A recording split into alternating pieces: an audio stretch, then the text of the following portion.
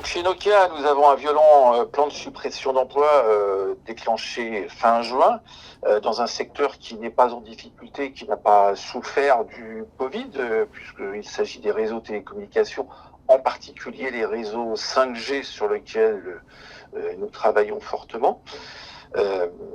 Et à ce jour, on a obtenu avec les mobilisations un premier recul de la direction qui a baissé de 1233 à 986 le nombre de suppressions d'emplois, mais ce chiffre reste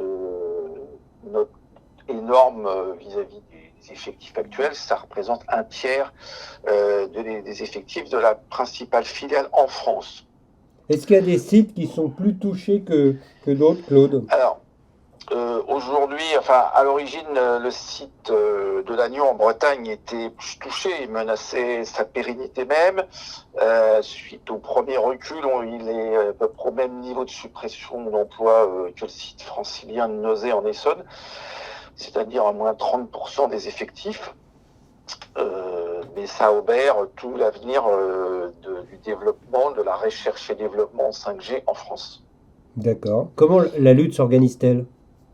Alors le site de Lannion a été beaucoup plus mobilisé, mobilisant avec lui toute la population, parce que dans ce bassin d'emploi du Trégor, la quasi-fermeture d'une entreprise telle que Nokia, c'est la disparition aussi d'emplois induits dans tout le secteur des télécoms, et c'est une des rares industries dans le secteur, à part l'agroalimentaire. Donc voilà, il y a une forte mobilisation des salariés avec la population de Lannion et des environs et de tous les élus de tous bords qui a été beaucoup plus forte qu'en Île-de-France, ça c'est sûr.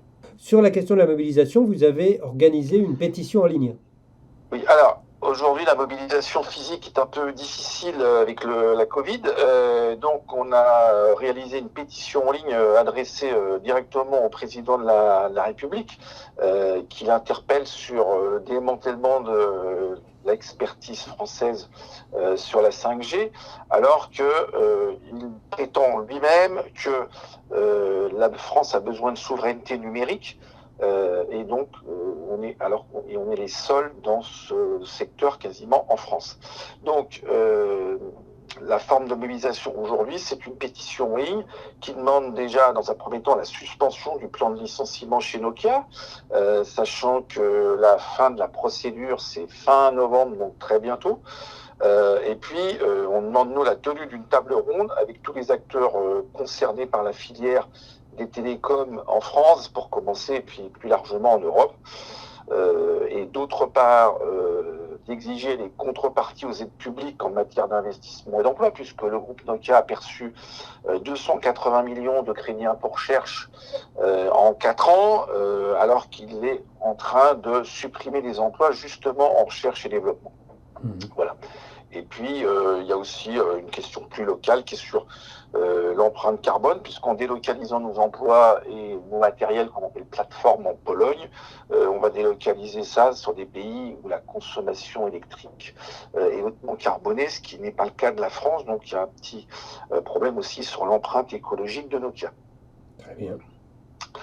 Donc on peut signer, et on invite évidemment à signer très rapidement cette pétition pour obtenir rapidement la suspension du plan de licenciement et de la tenue de la table ronde.